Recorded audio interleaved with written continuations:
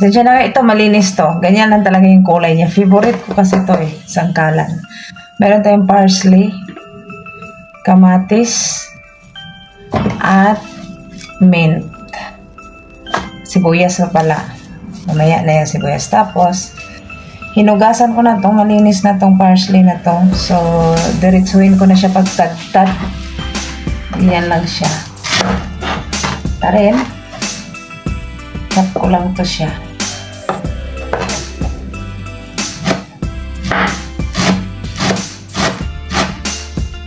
Para lang tayong nag-ano ba. Alala ko nung kabataan ako. Yung parang kangkong na ba pangpakain ng baboy. Ayun, Miguel Love, shoutout everyone. Salamat po sa pagsuporta sa video na to. At ito nga, nagtadtad pa ako ng parsley. Ito napaka-healthy na salad ito. Ang taboli. Dito mo lang yata sa Lebanon to makakain palagi. Kasi ito yung pinaka traditional na salad taboli. At saka ganyan ang preparation niya. Magtatadtad ka lang ng magtadtad ng parsley. Tapos yan, tadtad, chop. Yung iba niyan, mas pino pa dyan eh. Kaya lang, ayaw yung pinong-pino na. So, normal lang. Tapos, yan. Ganyan ako gumagawa ng magtatadtad ng mga salad. Kinakamay ko talaga. Hindi ako gumagamit ng gloves. Kasi yung kamay ko, panglasa din yan ng amo ko. At saka, hindi magiging tabuli kung wala kang mint. So, dapat magtadtad ka rin ng mint. Kunti lang yung mint. Isang ganyan lang. Tapos, itadtad mo siya ng itadtad. Tadtarin ng tadtarin hanggat mapino siya. Tapos, mag-ingat kayo sa kamay nyo. Baka yung kuko nyo makain din ng amo mo. So, ayan na. Imikos-mikos na yan doon. At saka ito ang sibuyas. Magtadtad ka rin ng isang sibuyas. Dandahan ng kamay. Baka matanggal ang kuko. At magiging tabuli na yung kuko nyo. Flavor kuko. Saka yan, hindi talaga ako nag-gloves. Panglasa ng amo ko yan. Kasama yan sa panglasa ng amo ko yung kamay ko. Saka yan, ganyan. Ganyan lang paghiwa ng sibuyas ha, girls. At ayan si kamatis, hindi mabubuo ang tabuli kung walang mapula-pula na kamatis. Ganyan din yan pag chop-chop. Pino, hindi naman yung pinong-pino, depende na yan sa'yo kung gaano ka pino ang gusto mo. So, ganyan, si kamatis, tatadtarin ng tatadtarin, pino-pinuhin, kaya parang siya na tinatagtad lang ang yung puso ng pinong-pino. At ito si lemon, ang magpapaasim sa inyong salad, pigain ang pigain, hanggat lumalabas ang katas. At ito na siya, imikos-mikos mo na yung lahat. Tapos, ayan, mamula-mula ang kamatis dyan. At bagyan mo ng asin. Asinan mo siya. Ay, yung iba, lagyan nila ng suma at saka borgor. Kaya lang, ayaw ko nang nilalagyan ng ganon. Hindi namin type ng amo ko. Tapos, syempre, hindi mawawala ang olive oils. So, yan. Imikos-mikos mo yan. At masarap tong salad na to kung mayroon kang barbecue. Ito yung or yung sa mga nagda-diet dyan, masarap siya. Ito lang yung kakain nyo tuwing gabi habang nagda-diet kayo.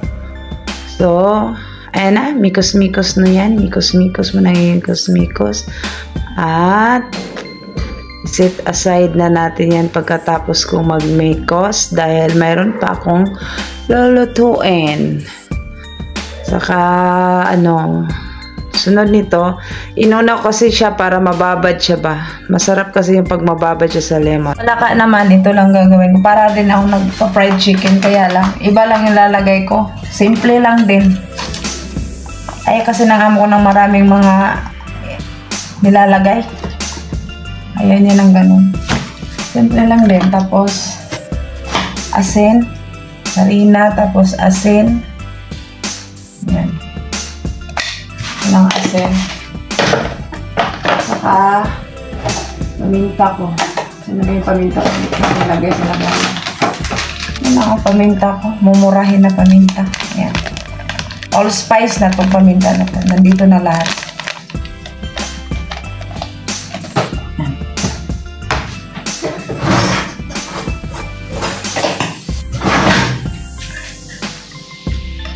Ayan lang. Mix ko lang yung ng ganyan.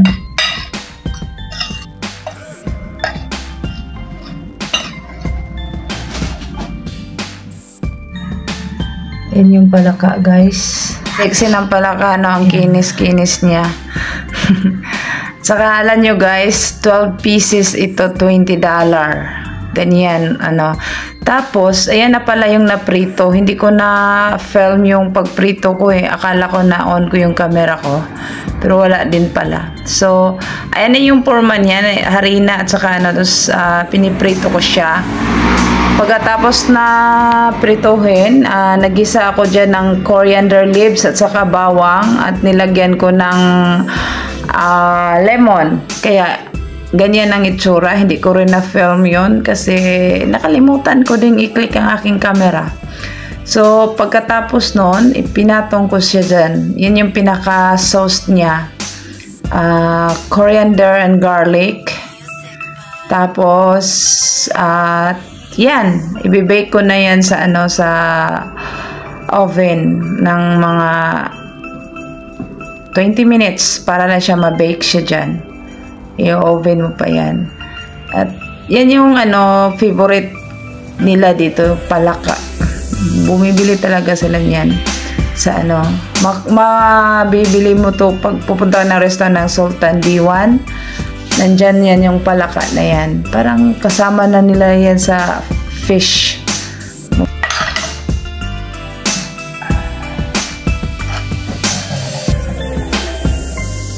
Lang, masaya na ang aking anak.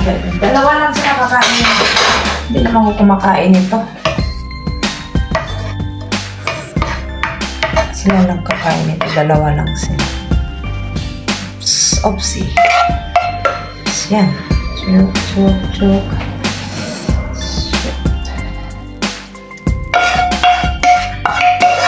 This is it. I-bake ko to sa oven mga 15 minutes sa oven. Pero yung lemon pala nito, nilagyan ko ng konting tubig kasi yung lemon kasi pag ginaganito mo siya, lagyan mo siya sa apoy, nagiging ano, nagiging mapakla. Mapakla yung lasa ng lemon. Kung sobrahan nyo sa ano, wala siyang kasamang tubig, kaya lagyan ng tubig siya para magiging ano, hindi siya mapakla. Yan lang. Kunting sauce lang siya. Yan ang aking palaka. And see you pag matapos ko na to siya ng bake. Yan na, guys. Ang palaka ni Chelsea.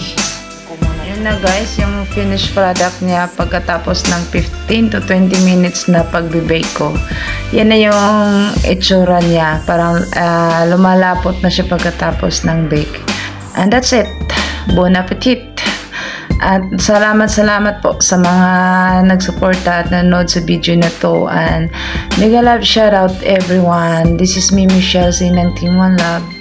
Marami pong salamat. God bless.